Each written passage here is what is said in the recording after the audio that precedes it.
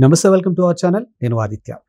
ప్రకృతి వైపరీత్యంలో భాగంగా విజయవాడ ఎంత అతలాకుతలమైందో మనం చూసాం. మరి ఇక ఆ అంశానికి సంబంధించి దాదాపుగా సినీ హీరోలంతా చాలా వరకు కొంత విరాళాన్ని ముఖ్యమంత్రి సహాయ నిధికి పంపించడం జరిగింది. అందులో భాగంగా జూనియర్ ఎన్టీఆర్ రామ్ చరణ్ కూడా ఇప్పుడు నేరుగా ముఖ్యమంత్రిని కలిసి కొంత నగదుకి సంబంధించినటువంటి చెక్కుని ఇవ్వబోతున్నట్లు ఒక వార్త అయితే వినిపిస్తుంది. మరి ఈ అంశాన్ని కొంతమంది నెటిజన్లు జూనియర్ ఎన్టీఆర్కి సంబంధించినటువంటి దేవరా మూవీ రిలీజ్ ఉంది కాబట్టి దాంట్లో పబ్లిసిటీ స్టంట్లో భాగంగా ఈ విరాళం అన్నట్టుగా మాట్లాడుతున్నారు. మరి ఈ అంశం గురించి మాట్లాడడానికి ప్రస్తుతానికి మనతో పాటు స్టూడియోలో ఉన్నారు ప్రముఖ సీనియర్ జర్నలిస్ట్ డివిఎస్ గారు. సార్ని అడిగి మరి విషయాలు తెలుసుకుందాం. సార్ నమస్కారం. సార్ నమస్తే. సార్, ప్రకృతి వైపరీత్యంలో భాగంగా ఏపీ ఎలా వణికిందో మనం చూసాం. ఇప్పుడు కళాకారులు కూడా చేయి కలిపి ఈరోజు విరాళాలు సేకరించి ప్రభుత్వాన్ని ప్రజలను ఆదుకునే ప్రయత్నాలు చేస్తున్నారు. అందులో భాగంగా జూనియర్ ఎన్టీఆర్ కూడా దాదాపు 50 లక్షలు ఇస్తున్నట్లు తెలిసింది. ఇది ఆయన నేరుగా ముఖ్యమంత్రి గారిని కలిసి ఒక చెక్ ఇవ్వబోతున్నట్టు తెలుస్తుంది. దీన్ని 2 రకాలుగా చూస్తున్నారు. ఒకటి, ఆయన హీరో కాబట్టి ఇస్తున్నారని ఒక వాదన అయితే, లేదు ఆయన వచ్చే మూవీ దేవరా ఏదైతే ఉందో దానికి పబ్లిసిటీలో బాగా చేస్తున్న అంశం అంటూ మరికొందరు మాట్లాడుతూ ఉన్నారు. మరి నిజంగా అసలు దీన్ని ఏ కోణంలో చూడొచ్చు మనం?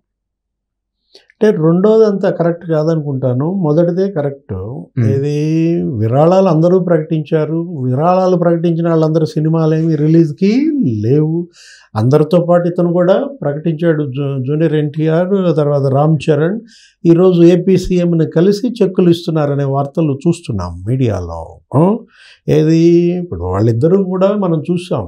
జూనియర్ ఎన్టీఆర్, రామ్ చరణ్ ముఖ్యమంత్రి చంద్రబాబును కలిసి నాట ఏది విరాళాల నాటు, వీరనాటు ఊరనాటు ఏదో పాట ఏదో ఉంది, RRR లాగా ఇద్దరు మరి జంట కవుల్లాగా వెళ్ళి వాళ్ళ నాటు విరాళం ఇస్తున్నారా అంటే, జూనియర్ ఎన్టీఆర్ చంద్రబాబుని కలవటం అదొక పెద్ద చర్చగా వీళ్ళంతా భావిస్తున్నారు.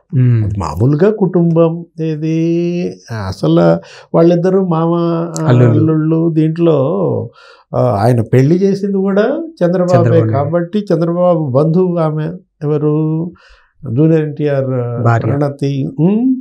అది మనకు తెలిసిన చరిత్ర. కాకపోతే జూనియర్ ఎన్టీఆర్ కొంత వివాదాస్పద చర్చ జరిగింది గత కొంతకాలంగా. కొడాలి నానితో అతనికి ఉన్నటువంటి సాన్నిహిత్యం కావచ్చు, కొడాలి నాని చంద్రబాబుపై నోరు ఆ విధంగా మనం చూసాం. పిచ్చి మాటలు మాట్లాడటం, అసలు బూతుల నాని ఏ విధంగా టార్గెట్ చంద్రబాబుగా కొడాలి నాని రాజకీయ జీవితం. ఎంత తిడితే జగన్మోహన్ రెడ్డి అంత పదవులు ఇస్తాడన్న దాంట్లో నాని చంద్రబాబుని తిట్టిన ప్రతి తిట్టుకి అతని దగ్గర మార్కులు పొంది మొత్తానికి మంత్రి అయ్యాడు. ఆ కొడాలి నాని జూనియర్ ఎన్టీఆర్ అసాన్నిహిత్యమే ఇవాళ జూనియర్ ఎన్టీఆర్పై ఈ మత్స. లేదు వల్లభనేని వంశీ, అతను కూడా నాని ఫ్రెండ్ అనమాట. అతను ఈ వల్లభనేని వంశీ, జూనియర్ ఎన్టీఆర్, కొడాలి నాని, సరే వాళ్ళిద్దరూ హరికృష్ణకు కూడా సన్నిహితులే అప్పట్లో. నెక్స్ట్ కొద్దిగా అక్కడ ఆ కుటుంబపరమైనటువంటి విభేదాలు ఇవి ఏమన్నా ఉన్నా కూడా అది అంశం కాదనమాట. ఇప్పుడు రామ్ చరణ్ మనం చూసాం, చిరంజీవి ఏది మెగాస్టార్, అటు ఆయన కూడా ఇచ్చాడు చెరొక 50 లక్షలు ఏపీకి, నెక్స్ట్ ఆంధ్రప్రదేశ్ తెలంగాణకి. అసలు పవన్ కళ్యాణ్ ₹1 కోటి ఇచ్చాడు. ఏపీ ₹1 కోటి, తెలంగాణకి ₹1 కోటి ఇచ్చారు.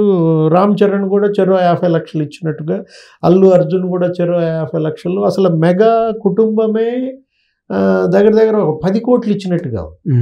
ఏది డిప్యూటీ సీఎం పవన్ కళ్యాణ్ ఆంధ్రప్రదేశ్కి ₹1 కోటి ఇవ్వడమే కాకుండా 400 పంచాయతీలు ఆయన చూస్తున్న పంచాయతీరాజ్ శాఖల్లో ఒక్కో పంచాయతీకి 1 లక్ష ఇచ్చాడు.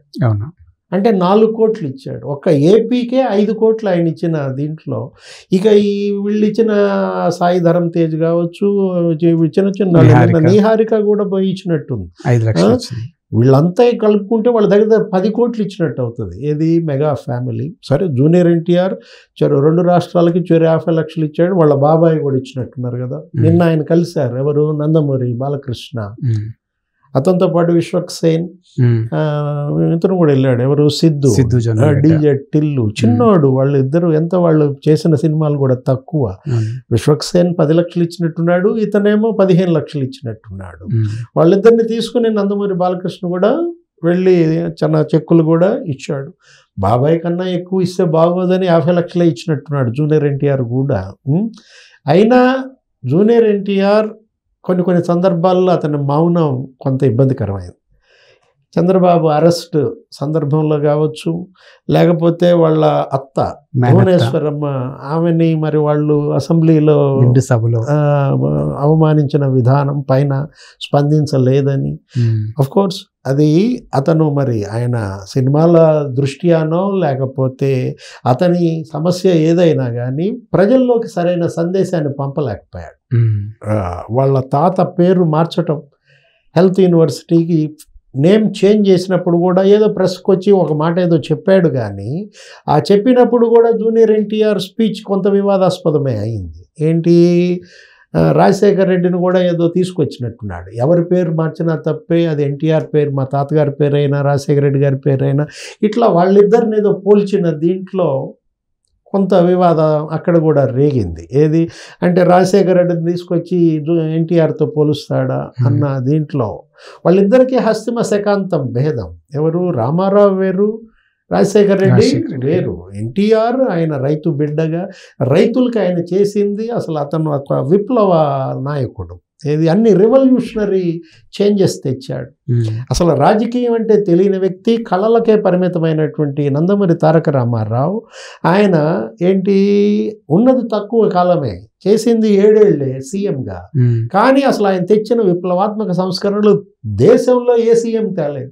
ఇప్పటికీ ఆయన చేసిన చర్యలు ఇప్పటికీ కేంద్ర ప్రభుత్వం మార్గదర్శకాలుగా అమలు చేస్తుంది. సుప్రీంకోర్టు వాటిని అమలు చేయమంటారు.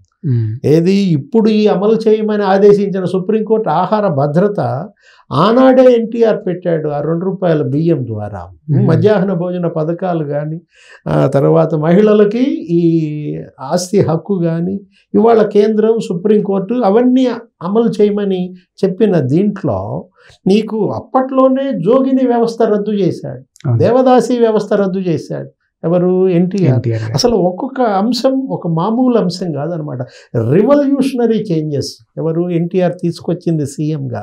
మరి ఆ ఎన్టీఆర్ పేరు చెప్పుకున్నటువంటి జూనియర్ ఎన్టీఆర్ ఇవాళ ఇలా అడపా రావడం, ఈ వచ్చిన దీంట్లో అఫ్కోర్స్ ఆయన సినిమాలకే పరిమితం కావచ్చు, లేదు తన కళా జీవితానికే న్యాయం చేయొచ్చు, కానీ ఇలాంటి సందర్భాలలో వివాదాస్పద వైఖరి అది అనుచితం, అది మంచిది కాదు.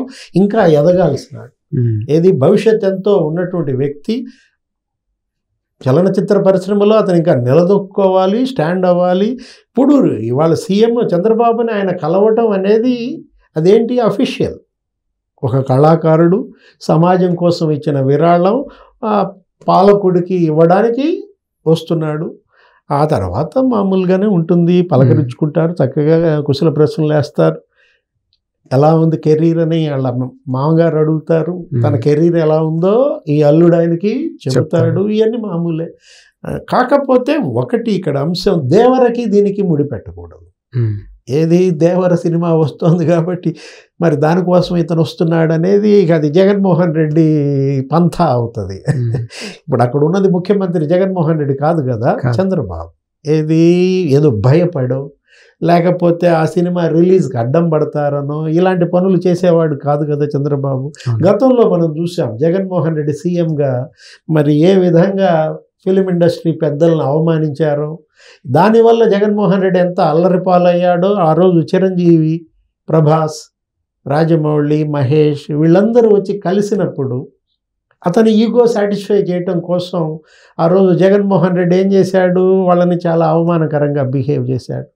కనీసం వాళ్ళ వెహికల్స్ని ఆయన ఇంటి గేటు దాకా అలౌ చేయకుండా ఏం చేశాడు, దూరం నుంచి నడుచుకొచ్చేటట్టుగా చేశాడు. బయట ఎక్కడో ఆ వెహికల్స్ ఆపేయటం, ఒక 1/2 కిలోమీటర్ ఏమో వాళ్ళని నడుచుకుని వచ్చేటట్టుగా చేయడం. తర్వాత వచ్చి మీటింగ్లో కూర్చున్నప్పుడు కూడా చిరంజీవి వినమ్రంగా, మీరు తల్లి స్థానంలో ఉన్నారు, మీరు మా తల్లి పొట్టగొట్టద్దు, సినిమా ఇండస్ట్రీ మీద లక్షలాది కార్మికులు ఆధారపడి ఉన్నారు, తల్లి స్థానంలో ఉన్న మీరు ఈ కార్మికులకు న్యాయం చేయాలని వినమ్రంగా చేతులు జోడించి ఆయన అభ్యర్థిస్తే దాన్ని బిట్ కట్ చేసి కావాలని లీక్ ఇచ్చి వాళ్ళు సోషల్ మీడియా ద్వారా బయటికి వదిలి చిరంజీవిని ఏదో అవమానించాలని చూసి జగన్మోహన్ రెడ్డి అవమానపడ్డాడు. అంత పెద్ద ఇవాళ తెలుగు చలనచిత్ర పరిశ్రమకి ఒక పెద్దగా అందరూ గౌరవించే చిరంజీవిని జగన్మోహన్ రెడ్డి అవమానించి తన ఈగో సాటిస్ఫై చేయటం ద్వారా తన గొయ్యి తను తవ్వుకున్నాడు. దానివల్ల చిరంజీవికి జరిగిన నష్టం ఏమీ లేదు. నష్టం జరగకపోగా చిరంజీవి యొక్క వ్యక్తిత్వం ఇంకా ఎవరెస్ట్ లాగా పెరిగింది. జగన్మోహన్ రెడ్డి ఆయన వ్యక్తిత్వం మరుగుజులాగా పడిపోయింది. ఇప్పుడు నిన్నటి ఈ ఓటమికి అది కూడా ఒక ప్రధాన కారణం అన్నమాట. 151 నుంచి 11కు పతనం అవటానికి. ఆ రోజు అతను సీఎంగా జగన్మోహన్ రెడ్డి ఇండస్ట్రీని టార్చర్ చేశాడు. ఏది అసలు ఎన్ని షోలు పెట్టాలి, ఎన్ని వదలాలి, ఇవన్నీ కూడా ఏంటి వాళ్ళని కలిసి వాళ్ళ యొక్క పర్మిషన్తోనే అక్కడ సినిమా రిలీజ్ చేసుకునే పరిస్థితి, ఎన్ని ఆటలు పర్మిషన్ ఇవ్వాలి, ఇట్లా చివరికి టికెట్లు కూడా అసలు వాళ్ళు రెవెన్యూ ఆఫీసర్లు వాళ్ళ పని వదిలేసి తహసీల్దార్లు థియేటర్ల చుట్టూ తిరగటం, ఎమ్మెల్యేలు వీళ్ళకి టికెట్లు ఇవ్వడం, వైసీపీ మంత్రులు ఇండస్ట్రీని మామూలుగా టార్గెట్ చేయలేదు జగన్మోహన్ రెడ్డి, ఫిలిం ఇండస్ట్రీని. ఇప్పుడు ఇవాళ చంద్రబాబు ముఖ్యమంత్రిగా ఆ పరిస్థితి లేదు. సొంత ఇంటి పెద్ద దగ్గరికి వెళ్ళినట్టుగానే వీళ్ళంతా ఇవాళ సినీ పరిశ్రమ వెళ్తుంది, వాళ్ళ పనులు చేసుకుంటారు. సమాజానికి ఇవ్వాల్సింది ముఖ్యమంత్రిగా ఆయన ద్వారా ఇస్తున్నారు. Thank you sir. నమస్తే.